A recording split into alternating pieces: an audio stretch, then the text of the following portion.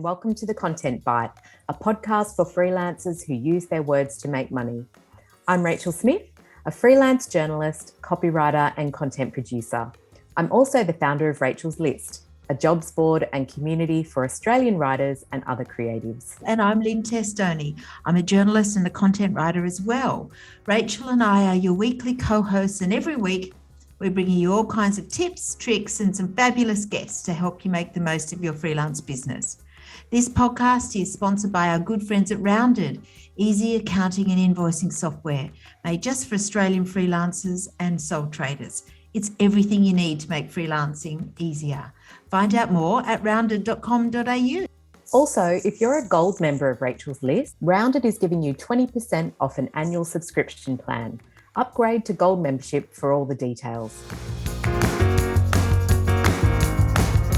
Hi, Rach. How are you? It's been a big couple of weeks for us launching our new venture, the Content Bite Summit. Oh, my goodness. It's very exciting, but just a little bit exhausting. It is very exhausting. So for listeners interested in coming to Sydney for a real life version of the podcast, it's 2.5 days of inspiring speakers in an amazing harbourside location, and we'd love to have you join us. We've got some exciting overseas-based content specialists coming, and we're covering some great topics. We'll put the link in the show notes so you can find out some more. Yes, it's actually very exciting, and I have given the last 2 weeks of my life to creating this website. I'm pretty proud of how it looks, and we just hope it works. It will, and you should be proud. You've done so much work. It's awesome. Yes. But back to this week's episode, however, and we've got something a little different this week. Our guest is Sarah Spence, who runs a content agency called Copywriting. We've had a few agency owners on before, and I think it's always great to hear from those people who've taken freelancing to a whole new level and started their own agency. Absolutely. Okay, here's a little about Sarah. Sarah Spence is the CEO and founder of Content Copywriting, a freelance copywriting business turned copywriting scale-up turned content marketing agency. They provide expertise in content and SEO strategy and then craft the perfect content and copy to bring those strategies to life. Welcome, Sarah. We are so glad to have you on the podcast. Yes, welcome. Thanks. I'm happy to be here. Just tell us a little bit about your background. Have you always worked in copywriting and agencies? No, definitely not. I've had quite a varied career, everything from account management roles to I was head of guest relations at a 5-star hotel at one point. I've been in PR, I've done marketing roles, been client side, agency side, a bit of, Jill of all trades. But the threads that really have run through every one of those roles has been relationships and always kind of been the person that's been relied upon to be producing the high quality communication. Been seconded onto, helping with tenders and, reviewing the CEO speeches and that kind of thing. So that's been a pretty common thread. Mm-hmm. Oh, wow. Okay, that makes sense. What made you start your own agency then? I really didn't set out to actually start my own agency. In fact, I actively didn't want to. I had been in a senior marketing role prior to having our first child, who is now almost 9. And I just wanted to freelance so that I didn't have to go back to that kind of rigid corporate marketing world. And so I could earn enough money to support our young family. But things started to grow and I loved that feeling. And I kind of just, for a while there, just went with the mantra of, well, I'll say yes and I'll figure out the details later, and I kind of just rolled with it. So, and here I am now. Wow. We have had a few agency owners on the podcast before, and I find it really fascinating to hear the different reasons they went from that sort of solopreneur freelancing role to an agency, to running an agency. And, I think you've experienced some pretty rapid growth in your business. So what happened there? So again, just that kind of mantra of say yes, figure out the details later, but I'm still trying to put my finger on it, to be honest, as to what the catalyst really was. We've always, and I particularly have always been super focused on relationships and on making sure that our clients actually felt, seen and heard as humans, that they weren't just someone to whom I looked at and suddenly like a cartoon had dollar signs in my eyes and like, oh, go. Okay, great. Give me a budget and I'm going to run away and do something with that. So I've really always actively collaborated with them and actually cared about them as humans. So I think that's been something that's carried us through COVID and all the rest, and through the growth, is that clients do really actually appreciate that. There's zero ego for myself or anyone else in the team, which is also a bit different. A lot of creative agencies come with a fair helping of ego from the creative directors and the like. And then the final point, I think, really is that pretty early on, I kind of was able to crack the nut around how do we create high quality content at speed and scale. And that's something that even now digital agencies do struggle with, because now you could use ChatGPT to pump out a whole heap of content, but it's going to be crap. So we've, through the process that I've developed, we've managed to crack that, really. So that's also another reason I think that kind of plays into it. So no one reason behind the growth. I think it's a few things. Can you talk us through what the growth looked like? Was it just a case of loads of clients suddenly coming to you, or how did it kind of manifest? It started with way back when Ellie, who's now my nearly 9-year-old, was I'm going to say about 18 months to 2 years old. And through my referral network, I was put in touch with a couple of people who ended up converting. And they worked at brands like Lynne and Sheridan and, a couple of other big ones. And so I kind of all of a sudden at that point got a lot of big projects. And that's when I was still doing everything myself. So I was client manager and was writing the copy and editing, etc. I freaked out. Natural. Okay, I think we get that. Yes. I fell pregnant with another baby, and then I kind of shut the whole thing down, to be honest. And then when I'd done maternity leave with her, I was like, right, if I'm going to give this a crack, like I think our approach or my approach has legs. So I think I'm going to give it a crack. And that's when I then started outsourcing. So if, I'd get a couple of projects that would come in, and then I'd be like, oh, I can't do the writing anymore, or I can't do the editing. So I'd outsource that to other freelancers. And then it kind of just grew on that. We didn't, really lose any clients. So everyone that we converted has generally stayed with us. And since that point, since about 2019, unless it was just a project, and it's just kind of grown on top of each other from there. And now we're at the stage where we've had like one of our most recent clients literally came to me via LinkedIn and said, I see that you work with Koala. I've seen what you're doing there. We want what they've got. Oh, that's interesting, because it must be hard, that sort of rapid growth, like you sort of plan for a point, but then suddenly, somebody says, oh, can you write this little bit of content? And that seems fine. And then they say, actually, we've got a whole new campaign, because it must be really hard to manage, because it doesn't come in a nice even curve, does it? It's all at once or not. Yeah. Is that? Yes. How do you manage that? I don't know. It's really hard. It's not just the work either. It's all the other stuff that comes with now. We've now got 20 people in the team, and 20 humans require systems and processes from an HR perspective and a learning and development perspective, and all of that stuff that's difficult.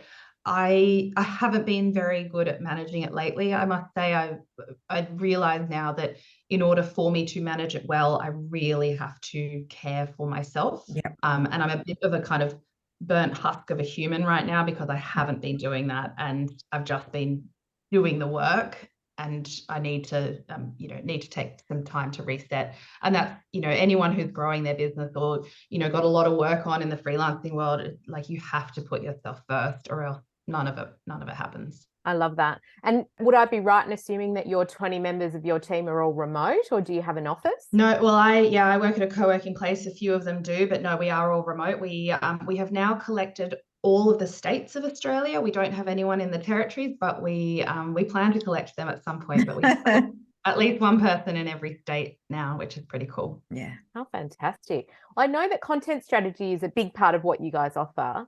How do you sell that as a service to your clients? And is it an easy sell? Are you sort of packaging it with, the strategy and the content at the same time? Yeah, absolutely. And in fact, perhaps this is also part of kind of why we've grown, is that I used to really actually struggle to sleep at night when I was freelancing, and, I'd have a client come to me and say, hey, I need you to write 8 blogs for my florist business. And they'd, usually say, okay, I need you to write blogs about these things. And, it might be maybe about their services or whatever, or I need you to write these website pages because this is what we do.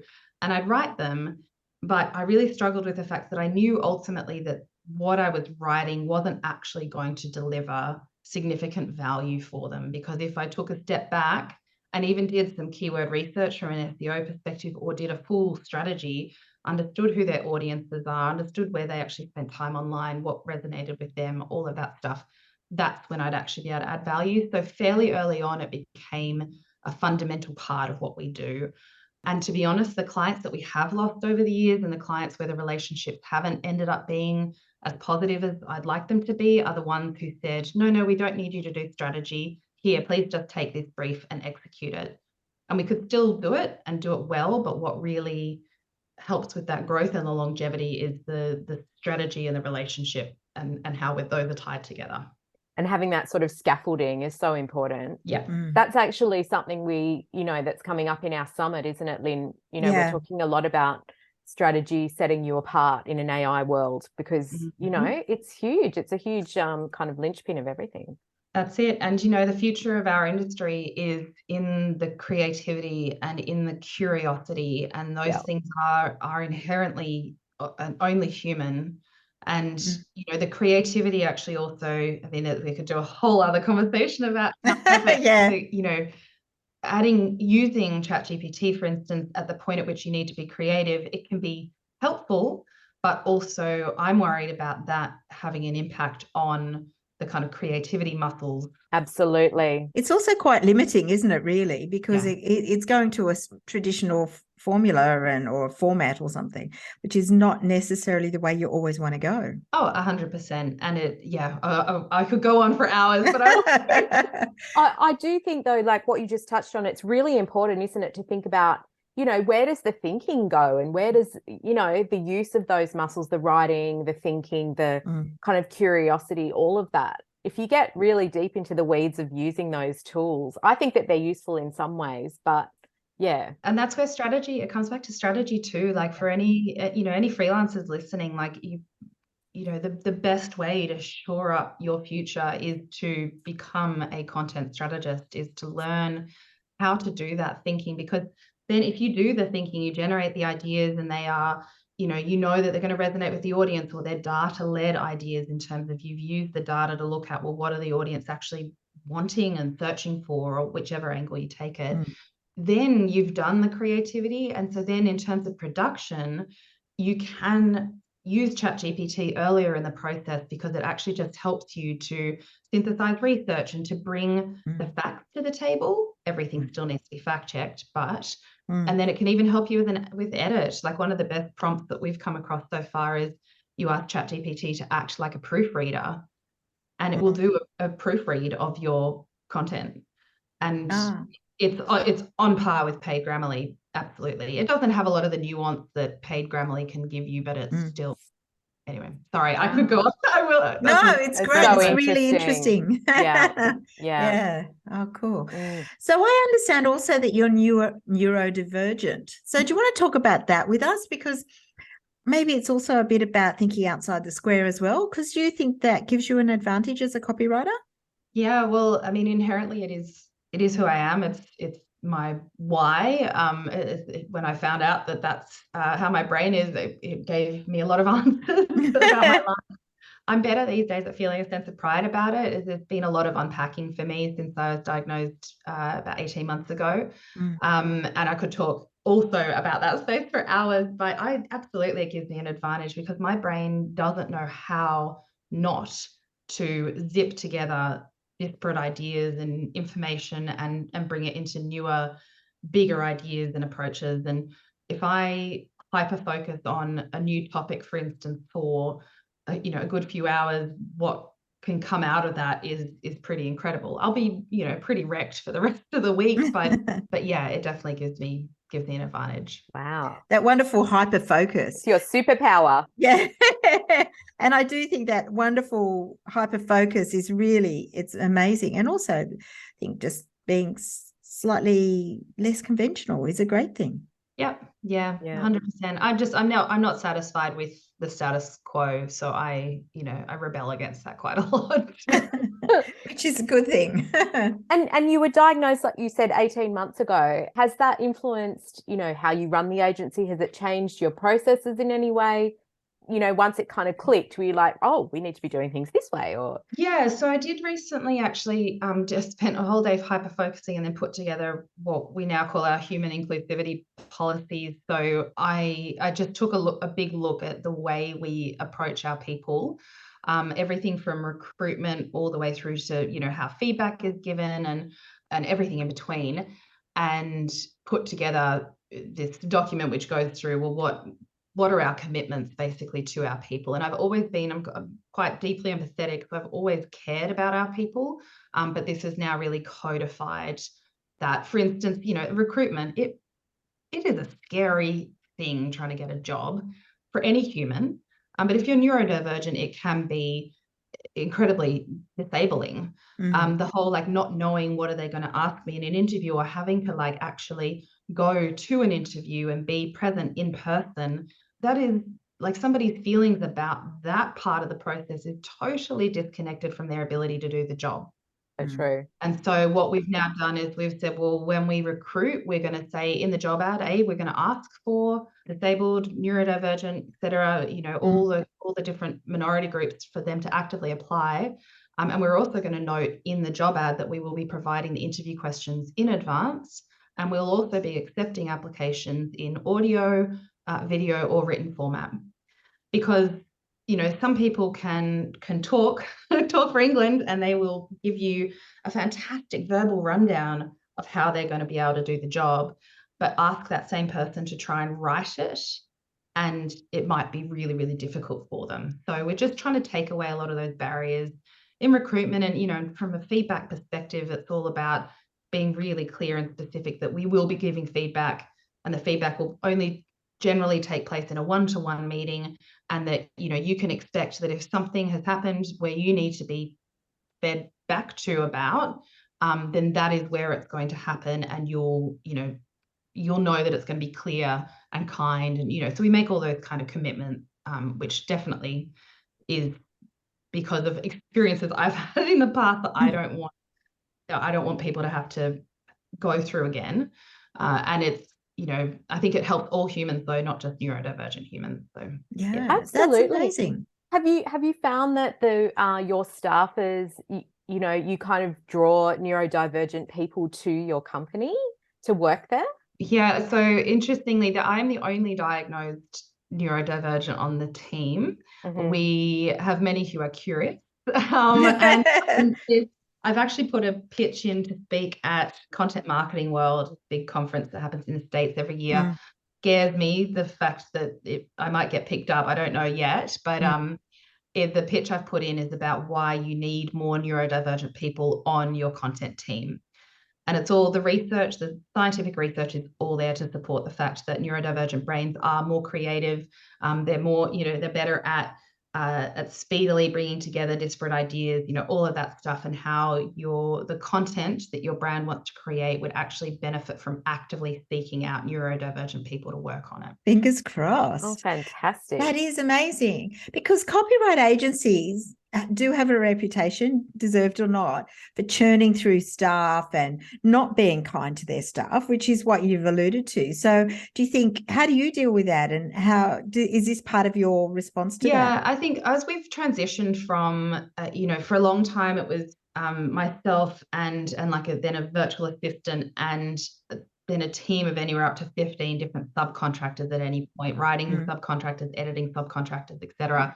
And we've transitioned from that to more employees and still some subcontractors. But in that process, I've definitely made sure that we're not just churning through the work and churning through the team, because it really matters to me that people, have a psychologically safe work environment to come into, and that they can raise concerns and all of that.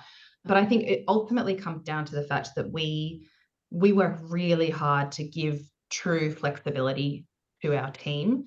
If you want to go get your hair done, and you can work from the hairdresser, sweet, awesome, or you need to go to the dentist or go to school assembly or whatever it is, there is no judgment around any of that. In fact, it's an expectation that you will be doing that, and you just need to give your manager a heads up that you'll be unavailable for this time or whatever it is. Without that flex, we've got members in the team who routinely take afternoon naps as well, right? Go for an hour and a half long walk at lunch. because to be creative, you need to have that space, and you need to be able to not be sitting there stressing about your job and stressing about your workload. You just need to be able to focus on kind of the flowing creativity. And without the flex that we offer, our work wouldn't be as good, and the people would definitely burn out faster. There are times when, of course, it's just really bloody busy, but it ebbs and flows, and we try our best to do that. And so far, we haven't had anyone leave as a result of burnout. That's great. I heard that you also give your team members a self-care day each quarter. How does that work, and what does it sort of add to the culture? Yeah, so this one was somewhat selfishly. I was like, I just need, in an agency, or even when you're freelancing, it's such an always-on environment. So you very rarely, take time to take stock, or, you might be working on a project and it ends, but you've already started another one, or it's just a perpetual hamster wheel, right?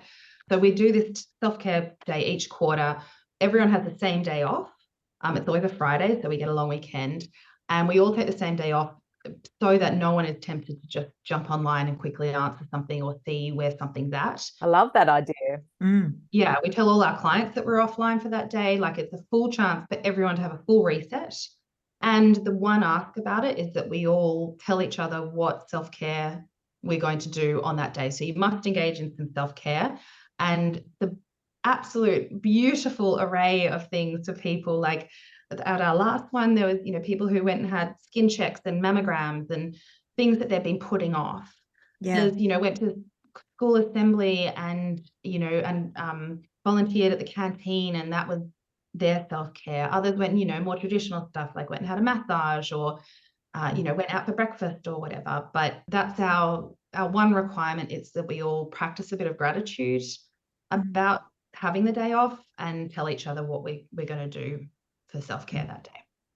Amazing. Wow. Yeah, no, that's really impressive. So many companies should pick that up. And I have to say, and we'll put the link to your agency in the show notes, you're going to be besieged by all our listeners wanting to work for you.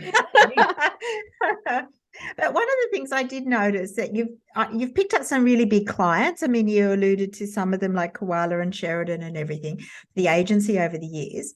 How do you find those big clients? And did it take a while to build up to that big regular client base? Yes, absolutely. I mean, as I said, like, now we've got clients coming to us saying, we've seen what you've done for this brand, we want the same, which is, of course, I feel incredibly grateful and honored that that's the position we're in. But yeah, absolutely, it's taken a long time. And ultimately, it comes down to the referral network, that it comes down to, people, existing clients, or people that I worked with in the corporate days, for instance. It's also about us, talking about what we do on LinkedIn. And then we did do a lot of work to get onto the first page of Google. So we rank for Content Marketing Agency and Content Agency Sydney and those kinds of things. Interestingly, the quality of leads that we get through that are not as high as the quality of leads that we get through mine, and now the team's referral networks as well. So it's not just, I know that might sound a bit like, oh, well, if I don't know enough people, maybe I don't have the opportunity, but it's not about that. I think people do, people like to talk about themselves. Yes. If you message someone on LinkedIn, even if you worked with them 10 years ago, and just don't go in with the sell, but just like, hey, how are you? What's up in your life? Can we grab a coffee? And it's not like, I don't ever sell. I hate that. I just focus on the relationship and actually care about the people, and then care about helping them achieve great things in their roles and in their careers.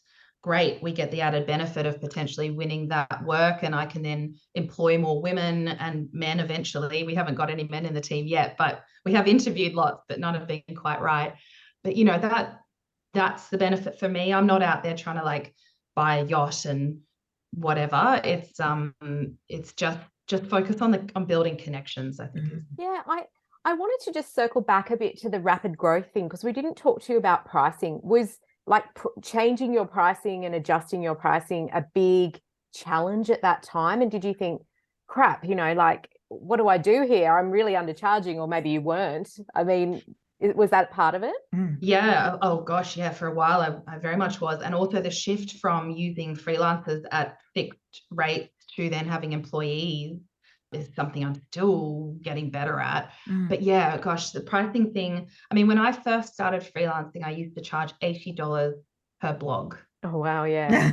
Now, I mean, now we've got like, 5 different tiers of word counts and some interviews, like it's a whole pricing matrix now. But really, I'd say as things were growing and as I realized I needed to be charging more, it purely became a, kind of stick a finger in the air, and if they say yes, great. And I know I've mixed metaphors there, but kind of just go, do you know what? I'm just going to stick an extra $300 on that. Okay, hit send, go. And people said yes.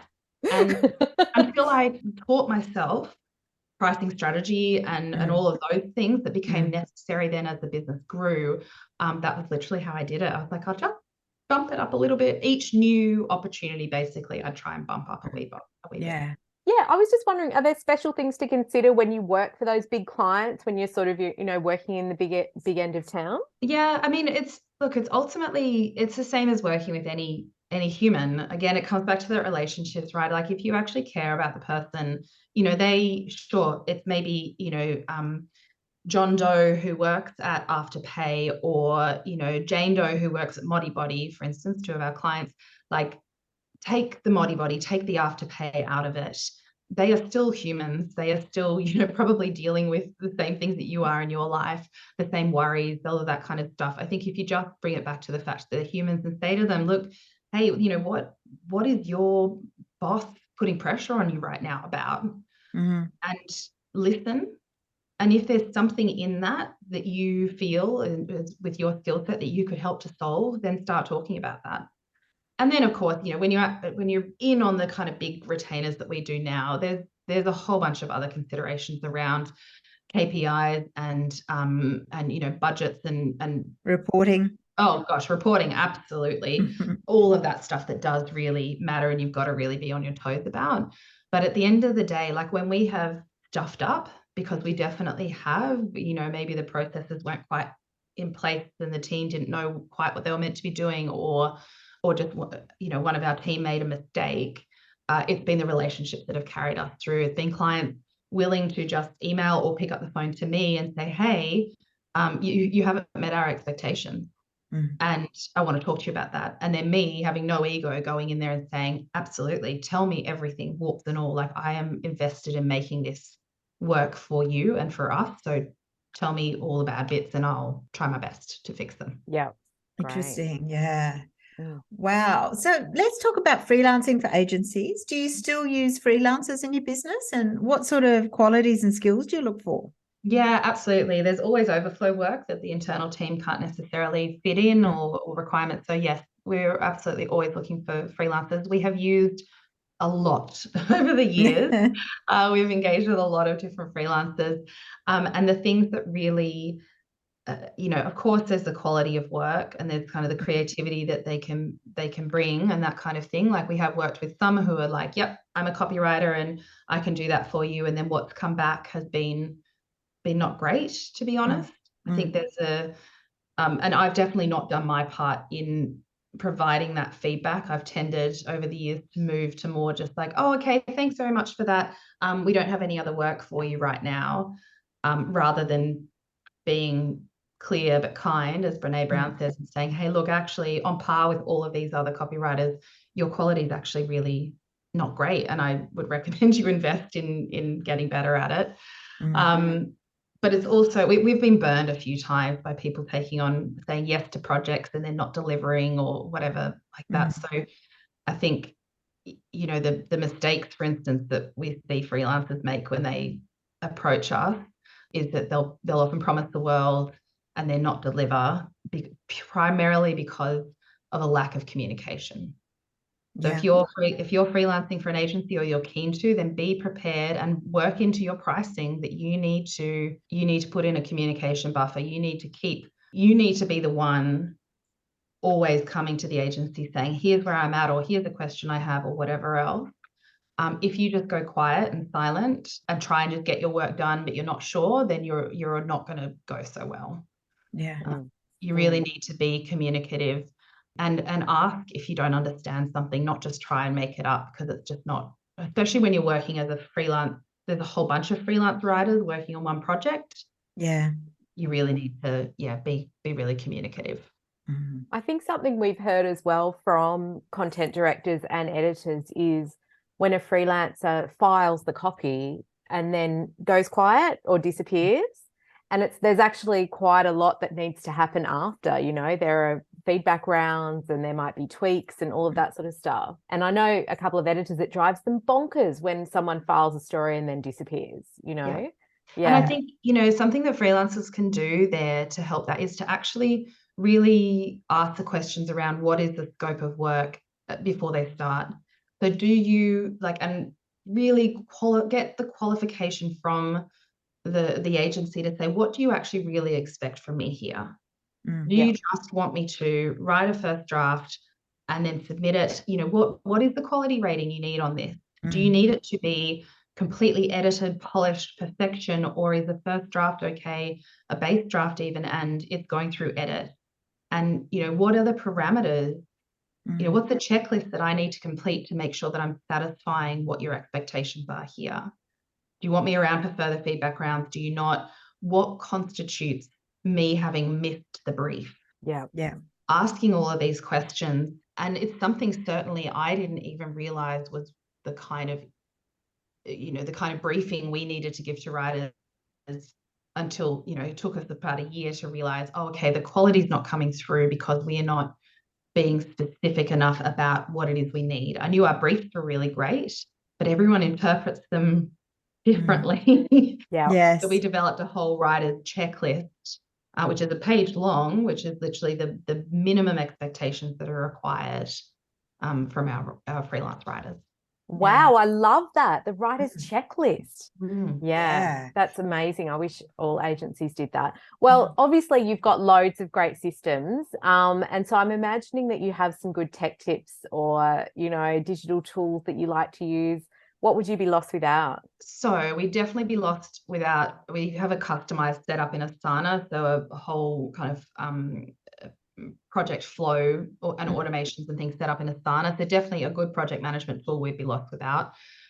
We would be lost absolutely if we were still operating in Word. So everything has to be in the cloud, Google Docs, Google Sheets, Google Slides, etc. Also, the best relationships and the best kind of client side stuff that we do is definitely when our clients are in Slack with us. So keep as much off email as we possibly can. And it's great for just those incidental conversations or those ideas to bandy around without clogging up an inbox. And then finally, 1000% time tracking software. So we use EverHour.